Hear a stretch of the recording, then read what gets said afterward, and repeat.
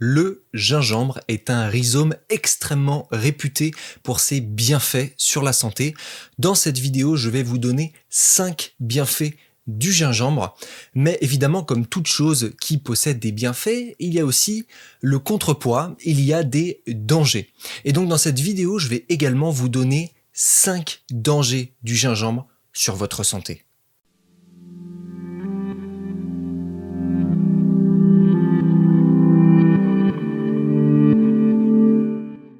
Le gingembre, c'est cette sorte de racine que l'on consomme comme une épice. Si vous avez jamais vu un gingembre frais, c'est ça. C'est très épicé, hein, ça a un goût très fort, donc si on le consomme comme ça, que vous croquez la racine, je pense que vous allez vous en souvenir. En tout cas, il y a aussi différentes manières, je vous en parlerai à la fin de cette vidéo, de consommer ce gingembre-là. On va commencer avant toute chose par les bienfaits du gingembre, et le premier de ces bienfaits, c'est que le gingembre est un excellent anti-inflammatoire. Donc si jamais vous avez une pathologie inflammatoire, et à plus forte raison une pathologie inflammatoire chronique, si vous avez de l'arthrose par exemple, consommer du gingembre va vous aider à réduire cet état inflammatoire en présence dans l'organisme et donc à réduire vos douleurs, puisque les douleurs sont issues de l'inflammation. Le deuxième bienfait du gingembre, c'est qu'il aide à la digestion. Il va notamment favoriser la production naturelle par l'organisme d'enzymes digestives. Ce sont donc des petits éléments qui vont favoriser la digestion, et donc grâce au gingembre, on va favoriser cette production par l'organisme d'enzymes, et donc la digestion, que ce soit au niveau de l'estomac mais également de l'intestin, va être favorisée. Donc si de manière générale vous avez du mal à digérer, eh bien consommer un petit peu de gingembre, notamment avant les repas, peut vous aider à favoriser cette digestion. Le troisième bienfait du gingembre, c'est qu'il aide à soulager les nausées. Ça, je l'utilise extrêmement souvent dès que personnellement j'ai des nausées ou alors j'ai des inconforts au niveau de l'estomac. C'est super efficace. Pourquoi c'est efficace? Je vous avais notamment parlé dans une de mes vidéos sur la théorie des signatures, je vous la mets juste ici si vous voulez la regarder, et bien que le gingembre avait notamment la forme de l'estomac et donc qu'il était excellent pour favoriser la bonne fonction de l'estomac. Donc quelle que soit la problématique au niveau de l'estomac, le gingembre peut faire beaucoup de bien.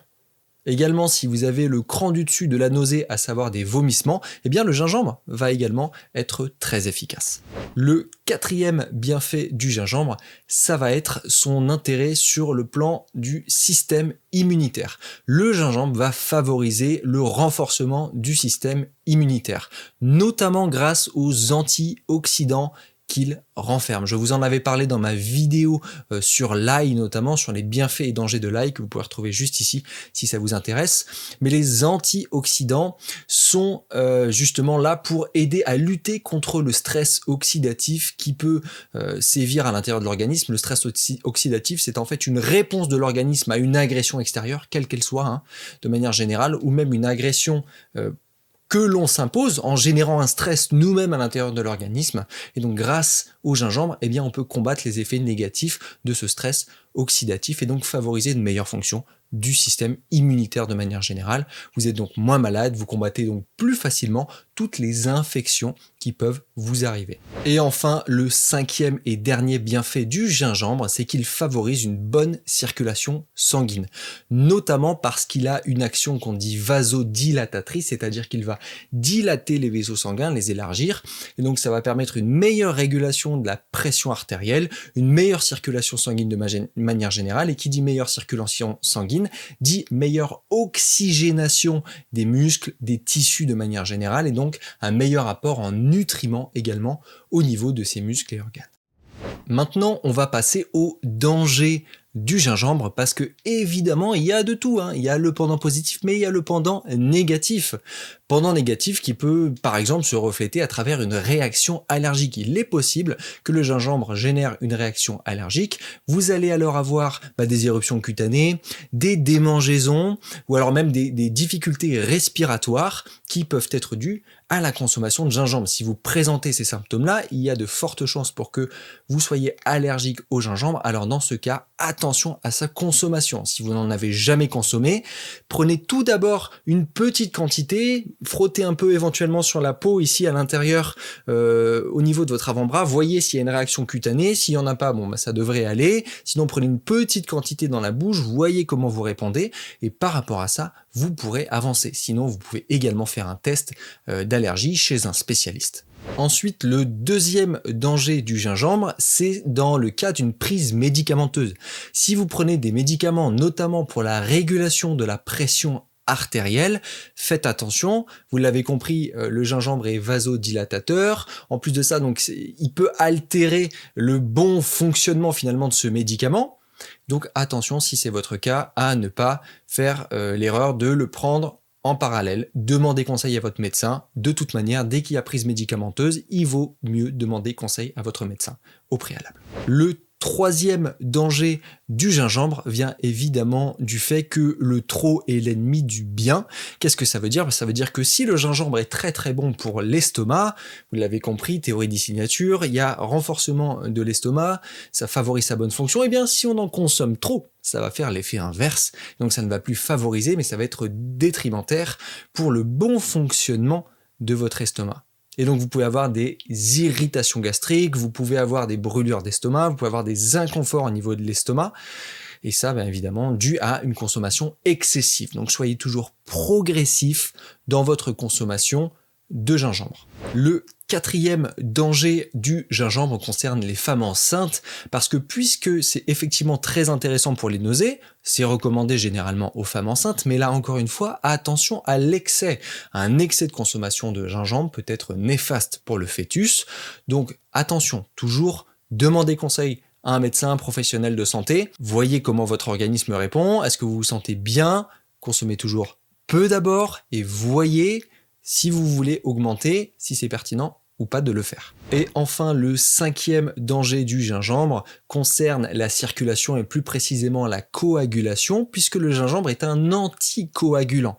Donc attention, si vous avez des dispositions en ce sens-là ou des dangers par rapport à la coagulation sanguine, c'est un anticoagulant. Attention, donc si vous avez déjà un sang très fluide, vous prenez des anticoagulants, etc., ça peut être néfaste. Maintenant, comment consommer le gingembre pour en tirer le plus de bienfaits? Il y a plusieurs façons évidemment, mais la meilleure façon restera toujours de consommer du gingembre frais pour préserver ses propriétés.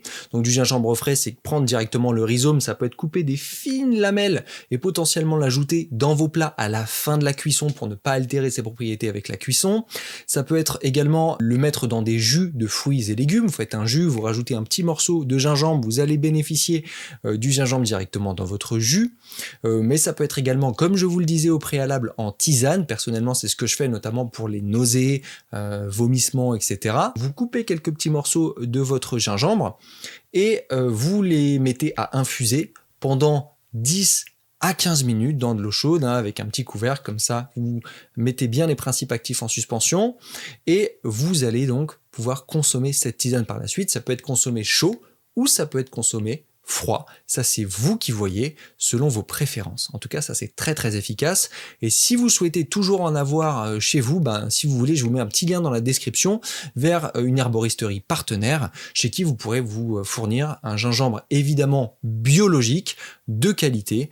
Donc n'hésitez pas à aller voir dans la barre d'infos pour le lien et le petit code promo qui va avec. Est-ce que je recommande la consommation de gingembre en poudre qu'on peut trouver au rayon épices dans les magasins bio, supermarchés, ce que vous voulez? Non.